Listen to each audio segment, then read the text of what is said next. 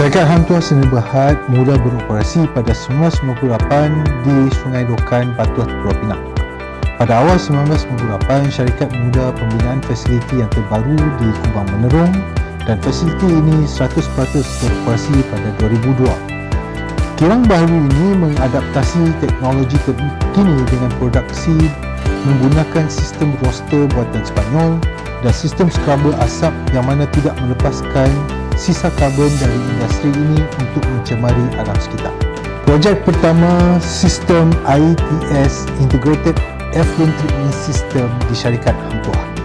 Pada 2009, Akta Alam Sekitar diperbarui yang mana effluent hasil kilang perlu dirawat sebelum dilepaskan ke alam sekitar.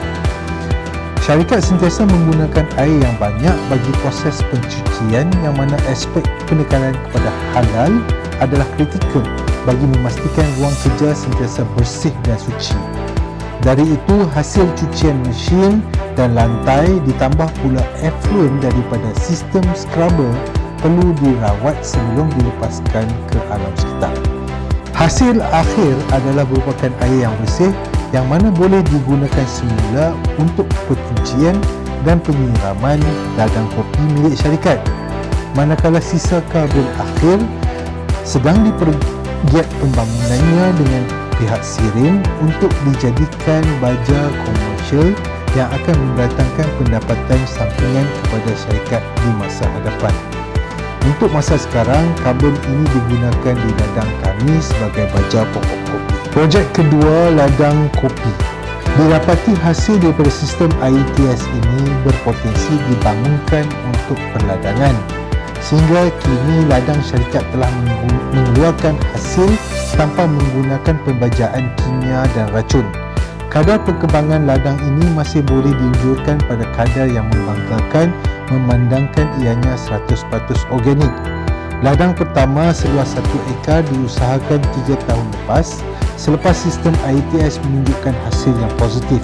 Sebanyak 300 pokok kopi jenis Robusta telah mula mendatangkan hasil, manakala ladang kedua kurang 1 ekar ditanam dengan 300 pokok jenis Arabica yang baru berusia setahun. Projek ketiga, Vertical Grinding Gravity System. Permasalahan ketidakcekapan proses yang mana output hasil kisaran tidak setimpal dengan jumlah pekerja dan kos yang mana secara tradisinya sistem grinding ini memerlukan penggunaan tenaga buruh yang tinggi.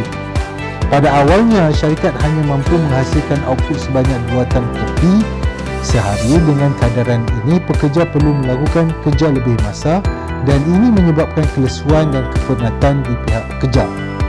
Pada awal konsep cadangan penambahbaikan, pihak pembekal mesin dan universiti mencadangkan sistem proses yang memerlukan banyak penggunaan sistem mekanikal seperti skru conveyor, motor, vacuum dan atomizer. Sistem yang kompleks memerlukan kos penyelenggaraan yang tinggi selain harga sistem ini sendiri yang mahal. Selain itu, penambahan penggunaan motor dan conveyor akan meningkatkan penggunaan tenaga elektrik.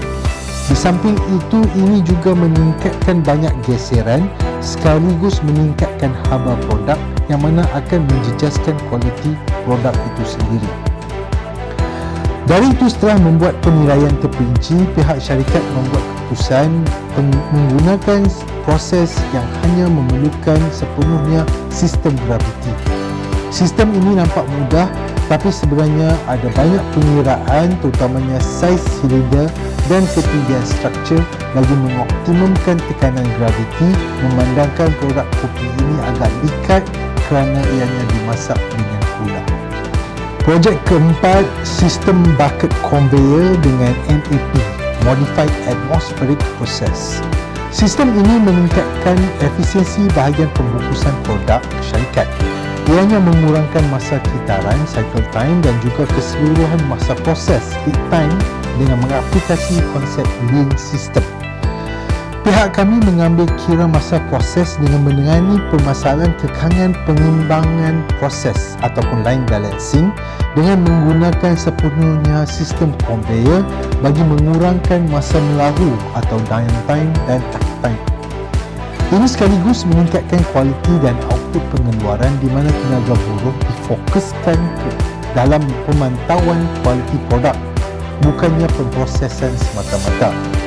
Bagi mengekalkan aroma dan cita rasa produk, pembungkusan kami menggunakan gas nitrogen sejak 2015 lagi. Berbanding dengan mesin nitrogen contemporary, proses kami terlebih dahulu memecahkan udara di atmosfer ke partikel udara yang lebih kecil dengan mudah sebelum disalurkan ke sistem penjana nitrogen. Ini sekaligus mengurangkan kos penyelenggaraan mesin nitrogen di samping menjimatkan tenaga dan menghasilkan output yang tinggi di samping memastikan kesegaran pembungkusan produk.